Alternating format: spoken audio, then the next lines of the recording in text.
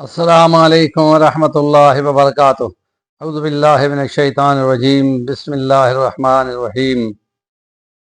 کلوا واشربوا حتی یتبین لکم الخیط الابیض من الخیط الاسود من الفجر ثم اتموا الصیام الی اللیل۔ قال رسول اللہ صلی اللہ علیہ وسلم: من صام رمضان ایمانا و احتسابا غفر له ما تقدم من ذنبه وما تأخر۔ رب اشرح لی صدری یسر لی امری واحلل عقدۃ من لسانی یفقهوا قولی۔ کچھ احکام بھی ہم بیان کریں گے رمضان کے سلسلے میں، اور یہ کہ سحری کھاتے ہوئے نبی پاک نے فرمایا کہ تم سحری کھایا کرو، اس میں برکت ہے۔ اور اس سحری کے ٹائم کا اس آیت میں تعین کیا گیا ہے کہ جو طلوع فجر اور رات کے خاتمے کے بعد وہ روشنی کی پٹی جو افق میں پھیلتی ہے وہ صبح کاذب ہوتی ہے، اور وہ جو آگے بڑھ کر پھیل کر کناروں پر روشنی پھر ہو جاتی ہے اس کو صبح صادق کہا گیا ہے۔ جس وقت بھی وہ صبح صادق کی روشنی نمودار ہوتی ہے وہ ٹائم ہوتا ہے کہ جس میں روزے کو بند کرنے کا یا سحری کھانے کا سلسلہ بند کرنے کا حکم ہے۔ عدی بن حاتم ایک صحابی ہے، یمن کا، حاتم تائی کا بیٹا ہے، جو بہت سخی مشہور تھا۔ تو وہ دو دھاگے لے کے رکھ لیتا ہے اپنے تکیے کے ساتھ، ایک سفید اور ایک کالا، اور یہ سمجھا کہ جب تک کہ وہ دونوں نمایاں نہ ہو جائیں اس وقت تک کھاتے پیتے رہو۔ جب نبی پاک صلی اللہ علیہ وسلم کو اس کی اطلاع دی گئی تو نبی پاک نے فرمایا: وہ عدی، تیرے دھاگے تو بہت زیادہ لمبے ہو گئے، اس سے یہ مراد نہیں ہے۔ اصل عرب لوگ یمن کے مشہور ہیں، اور جو لغت والے اس کے مقابلے میں بولتے ہیں ان کو سمجھ ہونی چاہیے کہ لغت صرف قرآن کی ہے، ادھر ادھر کی کہیں کی بھی نہیں ہے۔ اگر اہل لسان اور اہل عرب بھی اس لغت کو نہیں سمجھ سکتے تو پھر مجبوراً پیغمبر خدا سے رہنمائی ان کو لینی پڑے گی۔ نبی پاک نے فرمایا نہیں، اس سے یہ مراد نہیں ہے، صبح صادق اور صبح کاذب کا تعین ہے، اور اس وقت تک کھاتے پیتے رہو جب تک کہ طلوع سحر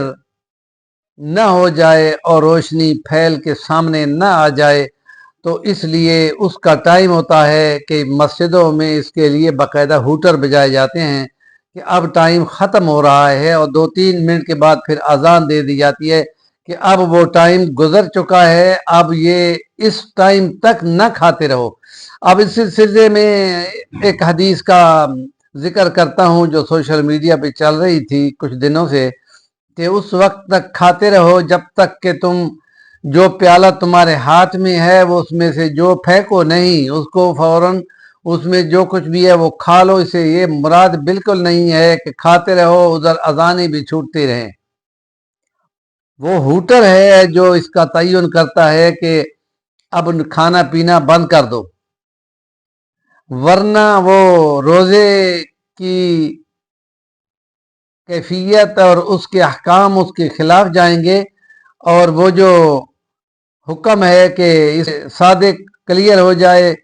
اور دھاگا سفید کا وہ کلیئر ہو جائے تو اس وقت کھانا پینا بند کرو، اور وہ اس وقت ہوتا ہے جب اذانیں شروع ہو جاتی ہیں، تو اس کا مطلب ہے اب اس کے بعد نہیں کھا سکتے۔ اب پیالے کو پہلے تو تم کھاتے رہو، اب بالکل رکھ دو، اور وہ اس حدیث پہ عمل کیوں کرو گے جی وہ قرآن کے خلاف ہو؟ تو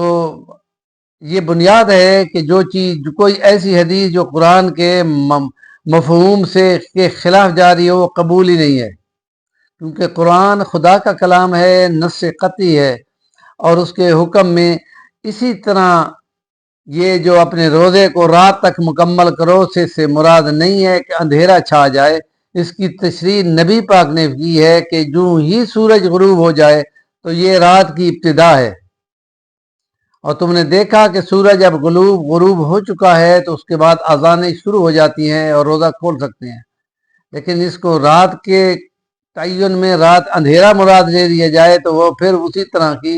غلطی ہوگی جو اس کے روزے کے خلاف جائے گی۔ دوسری ایک حدیث میں نبی پاک نے فرمایا کہ یہود اپنے آپ کو پارسا شو کرتے ہیں کہ دیکھو جی ہم روزے کو لمبا کرتے ہیں اور اندھیرا ہونے تک، اس سے یہ بالکل نہیں مراد، اس سے نبی پاک کی تشریح مراد ہے کہ جو ہی تم دیکھو کہ سورج غروب ہو گیا اور اگر اونچی جگہ پہ پہاڑ ہے، اس کی اونچی چوٹی ہے، اس کے اوپر ایک بندہ کھڑا ہو